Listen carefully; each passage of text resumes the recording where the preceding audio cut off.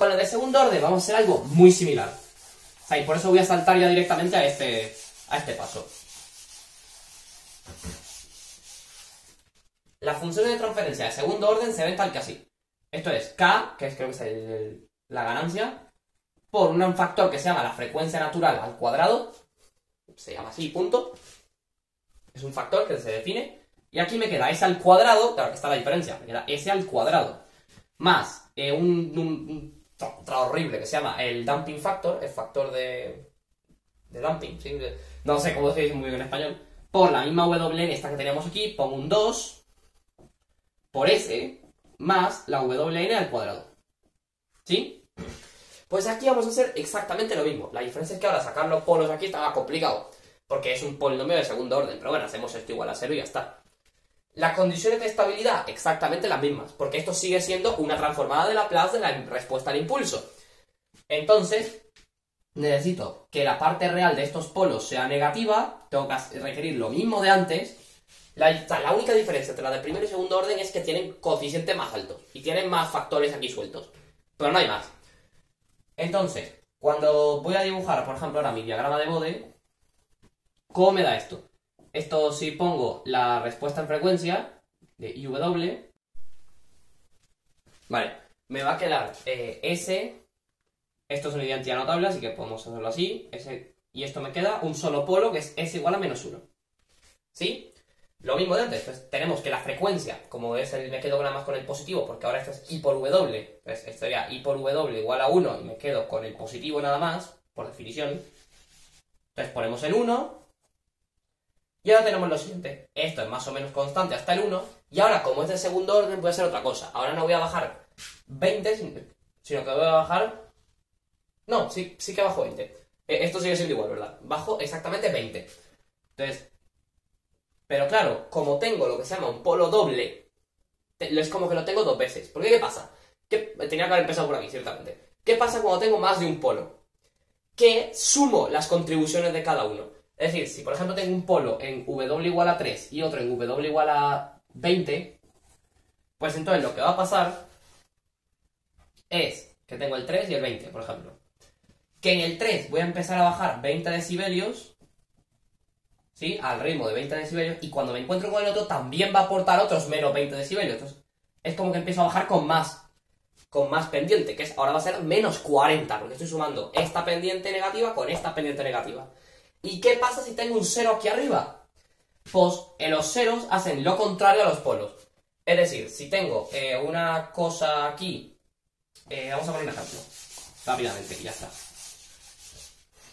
Si yo tengo S más 2 entre, no sé, S cuadrado más 2S más 1, por ejemplo, como esto es un polo doble, entonces actúa como los dos de una vez, entonces tenía que bajar 40. Pero en el 2 voy a tener una cosa. O sea, en la frecuencia igual a 2, que porque es S igual a menos 2, el 0, este me lo va a empezar a contrarrestar. O sea, tal que así. Me queda el 0, será lo que sea. Aquí tengo el 2, y aquí tengo este era 1, ¿no? Sí. Tengo aquí el 1 y el 2. ¿Qué pasa?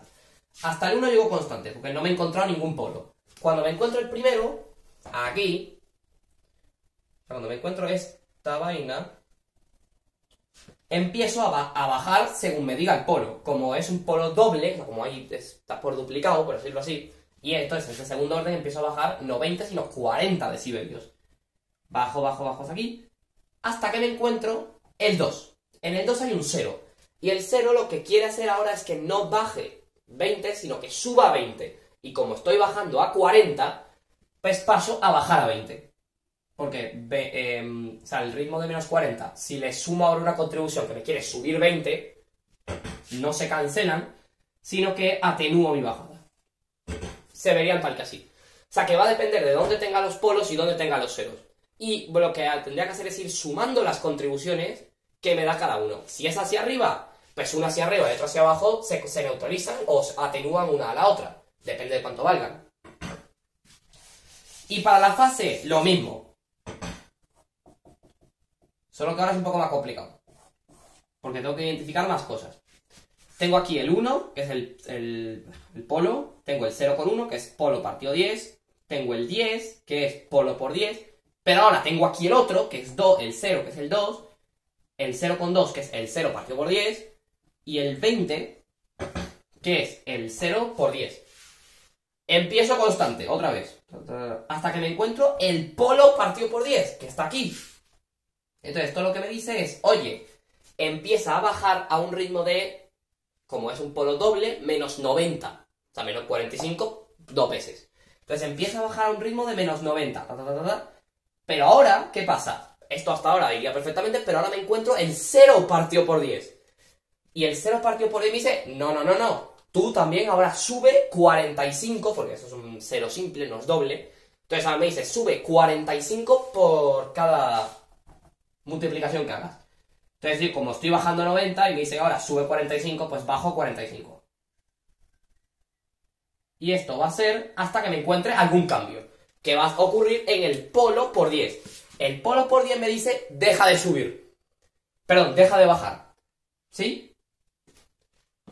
Hasta ahí perfecto, ¿no? El polo este... se me ha ido. O sea, el polo me dice, quédate estable. Pero todavía tengo el comportamiento, porque no he llegado al 0 por 10, de sube 45 grados. Entonces ahora, como este me ha dicho ya quédate estático, y este me ha dicho sigue subiendo, pues yo sigo subiendo. Subo 45 grados, y como ya aquí he pasado todo, pues ya me quedo constante. ¿Y cuánto va a valer esto? Pues meto el infinito aquí y veo cuánto me queda. En este caso, si meto el infinito en una cosa de estas, debería darme 0, entonces debería ser esto unos 90 menos, unos menos 180 grados, más o menos. No es muy exacto lo que estoy haciendo, pero... Así es como se dibujan estas cosas, con muchísimo cuidado. El diagrama asintótico de Bode se puede sacar de esa forma. O sea, tengo que identificar dónde están todos los ceros, dónde están todos los polos, ubicarlos en la línea, y si es el de la amplitud es más fácil porque solamente están los polos y los ceros en juego, y tendría que, si este me dice sube, subo. Si ahora me dice este baja, bajo. Si me dicen a la vez los dos, uno sube y el otro baja, pues tendré que sumar las contribuciones y hacer lo que me quede el resultado. ¿Vale? Esto son los diagramas de Bode. ¿Y esto para qué me va a servir? Pues mira, si yo tengo una sinusoidal tal que así, 3 por el seno de 400t más 30 grados, por ejemplo, pues, y quiero saber cuál va a ser el output de esto, pues me voy a mi diagrama de Bode, busco los 400 aquí, que debe estar por ahí, me voy aquí, veo que el desfase va a ser menos 90 grados, pues ponemos aquí que el desfase va a ser menos 90 grados, y como aquí tenemos 30, pues va a ser 30 menos 90 menos 60. O era al revés, no, claro, era al revés.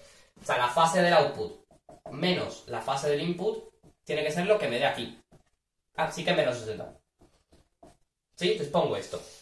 Y si voy al de la amplitud, que ya lo borro, pero era algo tal que así, ¿no? Era aquí, hasta abajo, luego bajo un poco menos. Era algo de este estilo, por ahí. Y me voy a los 400, porque recordemos, están en escala logarítmicas, 1, 10, 100, 1000 y así. Entonces pongo el 400 aquí porque me apetece. Me voy a cuánto vale esto y vamos a poner un ejemplo, que esto vale menos 42 decibelios. Ejemplo. Lo transformo a su base natural, que es resolviendo la ecuación 20 logaritmo de x igual a menos 42. Logaritmo de x igual a menos 42 partido por 20. Hago el 10 elevado a de los dos lados para matarme esto, y me queda x igual a 10 elevado a este churro. Y lo que me dé, vamos a imaginar que me da 0,2. Ejemplo. No sé cuánto da, pero vamos a imaginar que nos da 0,2. Entonces, la amplitud del output entre la amplitud del input, que es 3, me va a dar 0,2. Entonces, esto va a ser 3 por 0,2, 3 por 0,2. Y el comportamiento frecuencial es el mismo. Se va a hacer, pero cambiado de fase y de amplitud. Bien, ahora vamos a meter con la última parte, que es para los circuitos en particular, cómo hacer esto se nos va a simplificar muchísimo en algo que se llama el modelo de impedancia. Que es esto, pero más rápido. Vale, para presentar el modelo de impedancia consideramos un circuito, el que yo quiera. Tiene una fuente de voltaje que en principio es variable en el tiempo, no me dice nada. Tiene un inductor, un condensador, dos resistencias. Puede ser tan complicado como a mí me dé la gana. Vale, y quiero predecir, por ejemplo, cuál va a ser el voltaje a través de este condensador. Por ejemplo, quiero ver cuánto va a ser el voltaje a través de esto. Entonces, esto es como mi output. O sea, mi input, mi output. Esto es lo que sé y lo que quiero obtener. Lo que le enchufo al sistema y lo que quiero medir a través de él.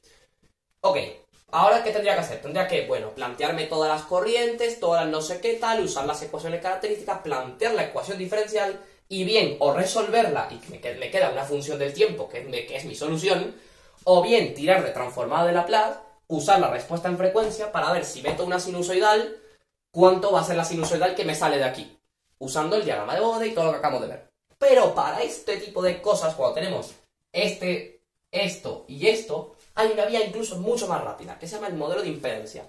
Y se basa en generalizar la ley de Ohm. Es decir, voy a decir que la intensidad, por ejemplo, que circula aquí, me da igual cómo sea. La intensidad que circula aquí va a ser el voltaje que tenía antes por una cosa que se llama impedancia, que es como una generalización de la resistencia, que me dice cuánto se opone cada uno de estos cosas al paso de la corriente. Naturalmente, para la resistencia, la impedancia es la misma resistencia, porque es la que ya estaba de antes, o sea, V igual a I por R siempre. En cambio, para los otros dos va a cambiar un poco la cosa. Y va a depender, o sea, para las resistencias, da igual lo que yo le meta, va a ser lo mismo. O sea, la impedancia o la resistencia va a ser la misma. En cambio, para estos dos, para el inductor y para el condensador, voy a poner los dibujitos instead. Para estos dos componentes va a pasar lo siguiente. Aquí, para esto, la impedancia va a ser un número complejo. ¿Qué va a ser? I por W por L, donde L es la inductancia esta. Y claro, aquí está la cosa. Bueno, y para este voy a presentarlo de una vez. I por W por C. O sea, estas son las impedancias de cada uno de estos componentes. Da igual dónde estén puestos y da igual cuántos haya, pues dónde estén puestos, si están aquí, aquí, aquí en paralelo, en serio, me da lo mismo. Pero la cosa, lo importante, la resistencia es siempre la misma. Esto depende de la frecuencia que yo meta. Y me va a servir solamente cuando el input, porque este modelo que estoy usando ahora, que es el modelo de impedancia, solo me sirve cuando el voltaje es del estilo de una sinusoidal. Con cierta frecuencia. ¿Sí? Te vamos a poner un ejemplo. Ponte que esto de voltaje es 4 seno de 100t más phi. Vale, entonces vamos a aprovechar de dos cosas. Uno, de que puedo sustituir cada elemento por las impedancias.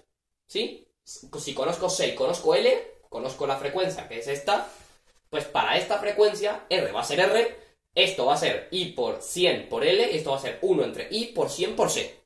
Perfecto, y C y L son los numeritos que tienen que ver con los componentes.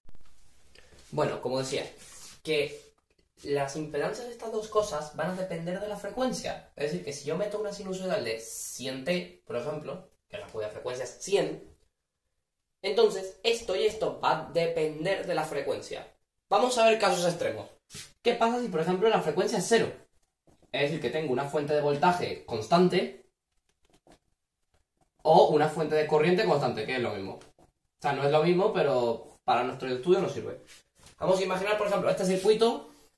Si en vez de tener una de estas tengo una batería que tiene un voltaje constante de W igual a 0, tengo aquí mi inductor, mi condensador, mi resistencia,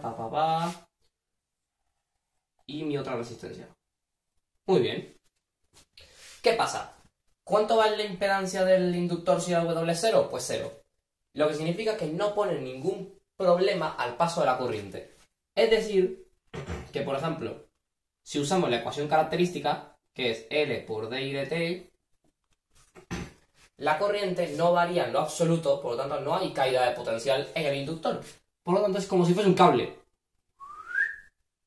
¿Bien?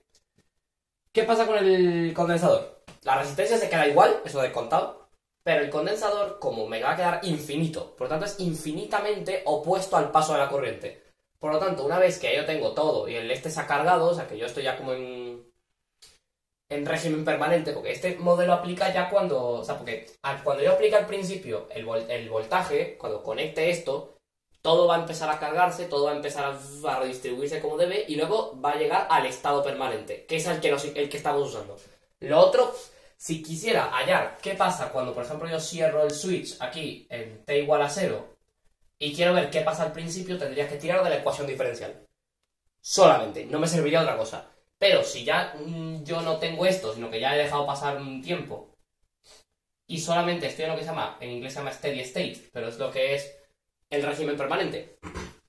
Entonces, aquí si tengo DC, si tengo corriente directa, es decir, que no tengo el voltaje, es el mismo todo el tiempo, W igual a 0, entonces quito el inductor y lo pongo como si fuese un cable, porque no me va a oponer nada al paso de la corriente, y esto se va a oponer infinitamente, porque si la W está abajo, no arriba, entonces aquí no va a haber corriente. Esto actúa como un circuito abierto, es decir, por aquí no va a pasar la corriente. Esta que entra al nodo va a ser la misma que sale de este nodo, entonces es como si no estuviera. Entonces esto se me reduce a un circuito ultra básico, donde puedo hallar la resistencia estúpidamente. Tengo una sola resistencia, va a ser V y R. Y esto es un circuito el más tonto que te puedes encontrar, que solo tiene un voltaje y una resistencia. ¿Y qué pasa? Por ejemplo, para frecuencias muy altas.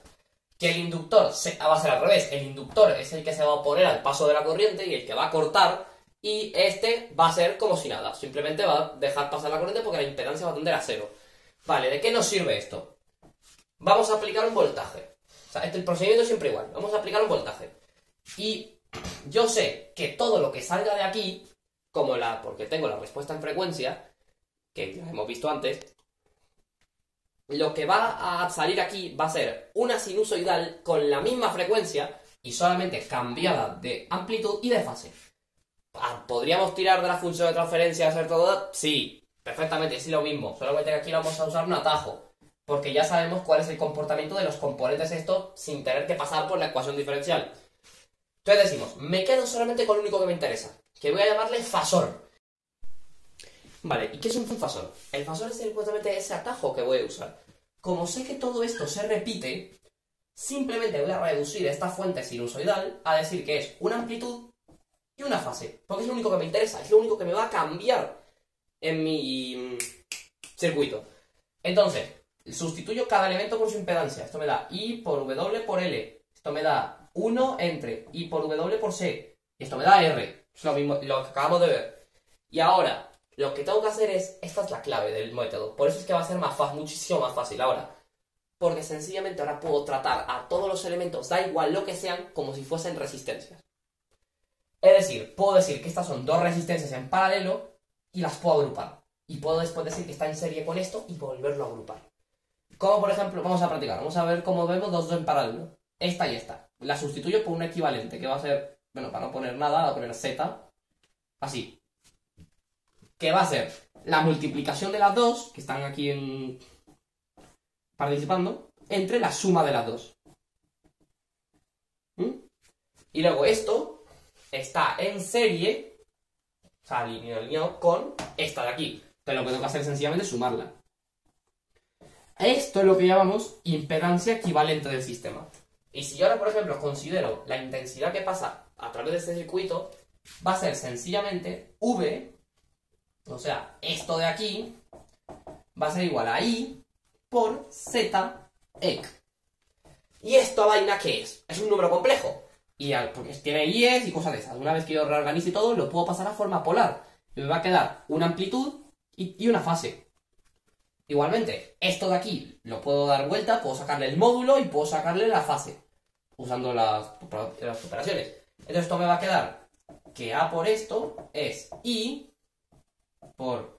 bueno, no debería haberle llamado A porque esto es otra cosa. Vamos a darle B por B por phi. Y de aquí puedo despejar I. Porque puedo dividir este módulo entre el otro módulo y restar la fase. Esto menos esto. Y esto va a ser nuestra maravillosa IDT.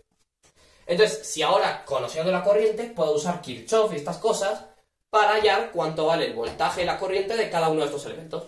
¿Cómo? Por ejemplo, conozco la corriente que va a través del inductor, que es esta. Entonces, esto va a ser igual usando la ecuación característica de esto, puedo hallar la caída de voltaje al esto, luego puedo usar la primera de Kirchhoff en un círculo cerrado así, y entonces sé que la caída de potencial en esta parte va a ser igual a el potencial inicial que tengo usando el fasor este. Todo lo hago con los fasores porque es mucho más fácil. Menos, bueno, en este caso se me va a complicar un poco, menos este. O sea, el voltaje que pasa en el inductor. Que esto puedo usar su ecuación característica para sacarlo. Y aquí puedo saber qué voltaje pasa en esto. Y como esta y esta están en serie, si quiero saber este que me interesa, puedo hallar este perfectamente. Pero en paralelo están, no en serie. ¿Sí? Entonces, pero la cosa es, puedo reducir mi ejercicio a sencillamente algo que se resuelve como si solo hubiese resistencias. Solo que ahora, en vez de ser solamente R's, tengo esto y esto, que son complejos y es más coñazo para trabajarlos. Última cosa que voy a hablar yo de esto. Ok, imagínate que yo al final, después de todo, hallo esto. Que VC es, por ejemplo, 0,1 fase 47 grados. Me lo invento. Este es el resultado. Y lo he sacado del primer voltaje que estaba aquí. Pues entonces, yo ahora tengo que volver a incluir lo que se estaba repitiendo de antes, lo que he omitido al principio por simplicidad, pero que ahora me interesa. Bueno, pues lo vuelvo a pasar. Esto vale 0,1 por el seno de WT más 47 grados. Y esta es la clave. O sea, en este paso es crucial, porque la respuesta, bueno, puede ser esto, pero en general la respuesta real es esto. Entonces, veamos qué está pasando. Yo le he enchufado un voltaje que tiene cierta amplitud y cierta fase, y lo que ha pasado es que una vez que yo meto esto dentro del sistema, mi output es la misma sinusoidal, pero con la fase cambiada y la amplitud cambiada. Justo como nos decía la función de transferencia, la respuesta en frecuencia, el diagrama de Bode y todas estas vainas. Última cosa, lo que se llama la superposición. ¿Qué pasa cuando tengo más de un output? Más de un input, perdón. Cuando tengo más de un input en mi sistema. El sistema puede ser tan complicado como a mí me dé la gana. O sea, por eso ni siquiera lo voy a dibujar. Pero sí, venga, vamos a dibujarlo. Tengo una cosa de voltaje, un condensador, otra fuente de voltaje, una resistencia. Bueno, tendría que ponerlo aquí porque esto tengo que unirlo de alguna manera. Una resistencia, aquí otra fuente de voltaje y se une aquí. Tengo 3 fuentes de voltaje. Para resolver este ejercicio así tal cual, si los voltajes son constantes, todavía puedo tirar. Pero si son sinusoidales o algo de esto, se me complica la vida. Porque a lo mejor son de diferentes frecuencias, entonces W igual a 3, W igual a 1, W igual a 7. Entonces yo no puedo usar impedancias si tengo varias frecuencias a la vez. Porque recordemos que la impedancia de cada uno de estos cosos dependía de la frecuencia. Entonces, ¿cuál pillo? Lo que tengo que hacer es partir el problema en 3. ¿Por qué? Porque la linealidad de estos sistemas nos decía que si yo tengo una suma de 3 inputs que están entrando a mi sistema, pues yo lo que voy a hacer es ver cuál es el output para cada uno y hacer la misma combinación de los outputs. ¿Cómo lo hago? Apagando las fuentes, o sea, haciendo como si las otras dos no estuviesen. Si las fuentes de voltaje, por ejemplo, vamos a poner el primero, vamos a tomar esta solamente. Esto me queda la resistencia, la otra hago como si no estuviese, o sea, que es un cable, porque si el voltaje aquí es 0, entonces significa que la caída de potencial entre esto y esto es 0. Entonces lo considero como un cable, porque en los cables ideales no hay caída de potencial. Esto me queda otra resistencia y esta la apago. Y hago lo mismo, como si fuese un cable. Esto sé resolverlo. Si esto, por ejemplo, es W igual a 3, hago impedancia para W igual a 3, me queda un resultado. Me queda aquí un VC1, vamos a llamarle. Que va a ser un fasor con su amplitud, sus cosas. Que va a ser A por seno, por coseno, lo que sea. Aquí hago lo mismo. Ahora apago esta y dejo la segunda, por ejemplo. Dejo solamente esta y bueno, en este caso particular el circuito se comporta exactamente igual. O sea, el circuito es exactamente el mismo que este. La diferencia es que, por ejemplo, esto puede estar a otra frecuencia. Por lo tanto, tengo que recalcular las impedancias.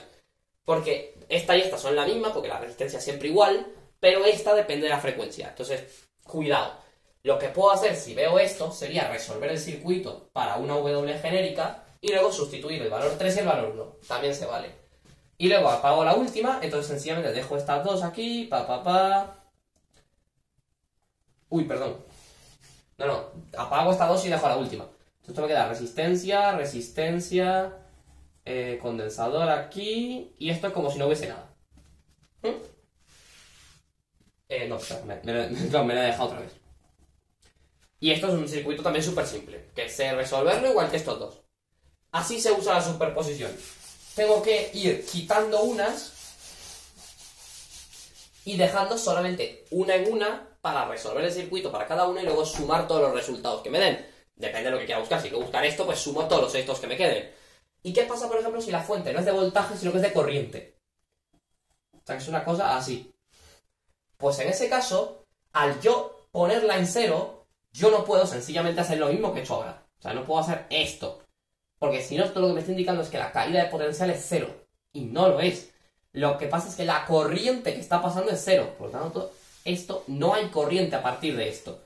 O sea, a través de esta parte no hay corriente. Entonces, ¿qué es lo que ocurre? Puedo quitarme toda la parte del circuito que está entre esos dos puntos. ¿Por qué? Porque Kirchhoff me dice que la intensidad que viene de aquí es igual la que sale de aquí más la que sale aquí. Y si aquí no hay nada, pues toda la que entra por aquí sale por aquí.